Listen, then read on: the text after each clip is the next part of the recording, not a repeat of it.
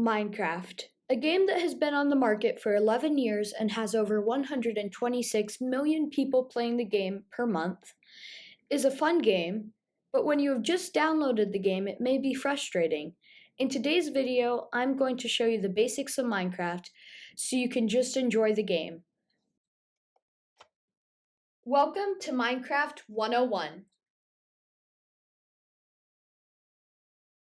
Before we get into the video, only 44% of my viewers are actually subscribed. Let's get that number closer to 100. It's just a button. Click it. Also, if you find this video at all entertaining, give me a thumbs up by clicking the like button at the end of this video.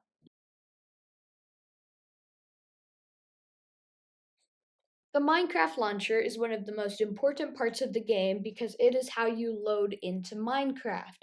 You'll see a lot of things when you open up the Minecraft launcher for the first time. For example, you'll see skins, you'll see patch notes, which are basically just the different versions and what they changed on them. But the most important things that you need to focus on are two buttons. One, the version that is right here, and that is how you will choose what version of the game. So when you go into those patch notes, like I said, there's tons of versions of the game. That is how you will control what version you are playing on. Then, to get into the game, all you have to do is click play. It'll download that version and it will allow you to go into the game.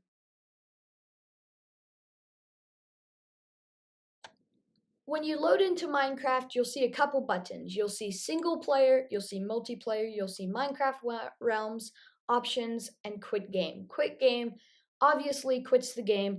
Options is all the Minecraft settings. Minecraft Realms is a way that you can buy something so you can play on your own server with your friends.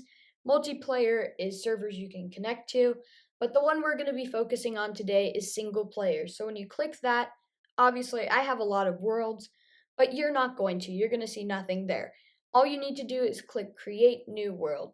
When you do that, you're going to see a lot of options. The two we're focusing on today, though, is Game Mode and Allow Cheats. So the Game Mode Survival is basically like if someone put you in the wild without anything and you have to collect resources and do it that way. Creative Mode is more if you just want to look around in the game.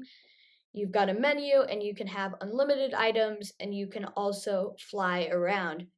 And hardcore means you get one life, so if you die in survival mode, you don't get to respawn and you will lose that world forever.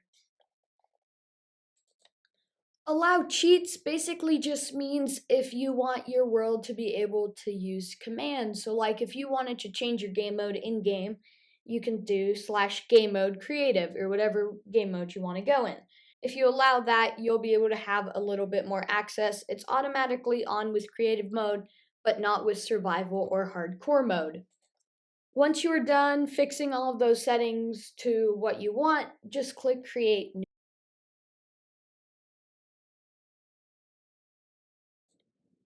When you first load into the game, you'll notice a lot of things. Obviously, there's an environment around you, but the things that you want to focus on are you move around to like view other places by moving your mouse side to side, and that will allow you to turn your view so that you can see other places. Then you can break the block with one side of your mouse. So if you click on one side of your mouse, you'll be able to break the block. And if you break a block, the other side of the mouse will place it back. Now, to move around and jump, it's typically WASD for movement, and the jump key is spacebar. And so then you can move around and stuff.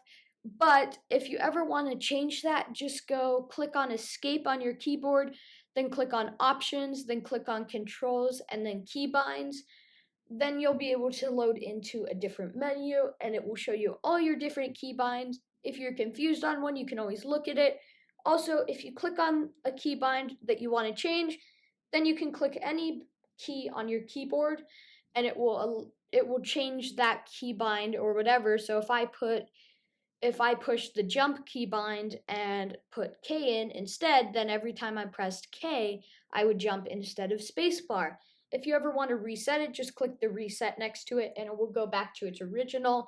And at the bottom of that panel, if you do reset all, it'll reset everything to basically factory settings. So then to get out of that, just click done, and then you're going to click done, and then you're going to click back to game, and then you'll be back in the.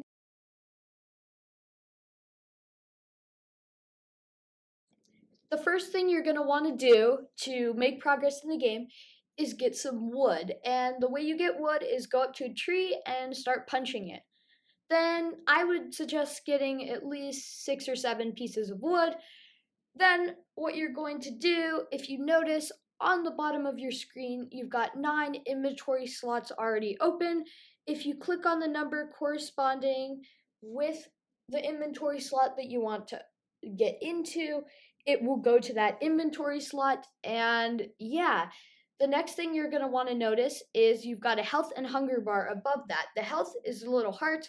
That's how close you are to dying. If those get to 0, which just mean they're gray, then you will die. The hunger bar is when you eat food by killing animals or getting berries. That is going to replenish your health so that you don't have to die. The next thing that you're going to want to do is click on E, and you're going to want to open up your inventory. You can see you've got way more inventory slots now. You can put the wood that you just got in any of them. But what you're going to want to focus on is the top part. You've got armor, you've got places to put your armor, you've got a shield place, but you've got this crafting 2x2 grid area. So that 2x2 grid area is how you're going to make your first craft.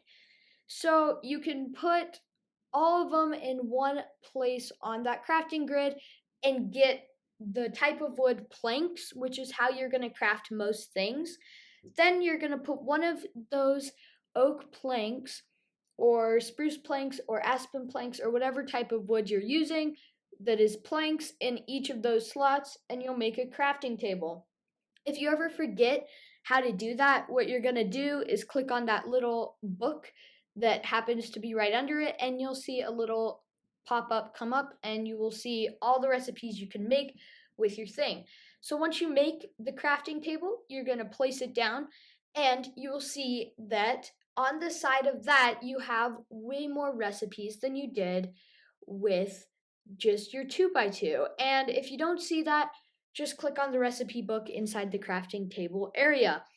Now, I suggest going into water or something just so that you can see when you go into different things on the top right hand of your screen, you'll see new recipe unlocked. So when you do certain things, for example, mine stone or go in water, it'll unlock a new recipe, for example, a boat or something, which will allow you to make and craft new things.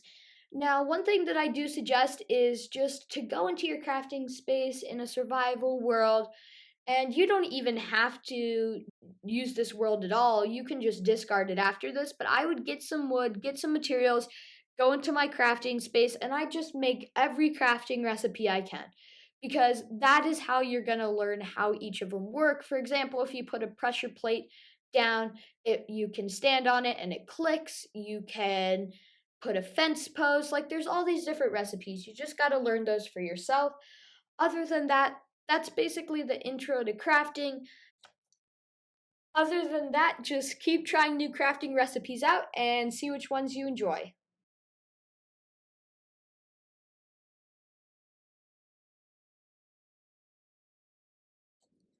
How you progress through the game is obviously getting the materials you need from the overworld, then building a nether portal out of obsidian and lighting it with a flint and steel.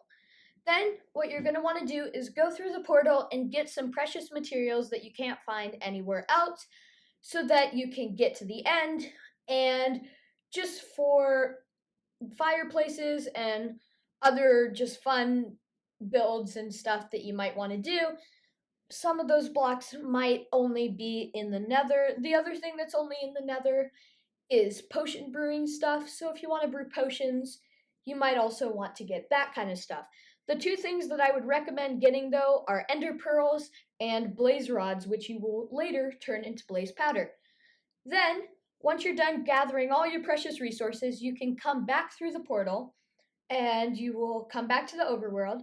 Then what you're going to want to do is make Eye of Enders. The way you do that is you take your blaze rods and you put them in your crafting table, and then it's going to make blaze powder. Then you're going to put an ender pearl and a blaze powder right next to each other, and that will make an Eye of Ender. Then you're going to click on it and it will shoot off and you will be able to find a stronghold. Once the pearls seem to be stopping at a certain location, you're going to start digging down. Then you'll make it into a room that looks something like this. You're going to locate the portal room, and then you're going to place your Eye of Enders around it on all the different blocks, and then jump through. When you get to the end, you're going to want to destroy all the end crystals that are up on those big towers. When you destroy the Ender Dragon, though, what it's going to do, it's going to show a purple light where it died, and if you go down to the very center, it's going to have an egg on this big thing, and it's going to have a portal. When you jump through that portal, you've basically ended the game. It's just going to show a nice ending screen, and that will be the end. You basically won. If you want to go back and just like farm in the overworld and just make this just a fun world without having to have a real purpose for it anymore, you can just click escape and it will take you back into your Minecraft world. Thank you guys for watching. If you enjoyed this video, please like, comment, and subscribe, and I hope to see you next time on Cry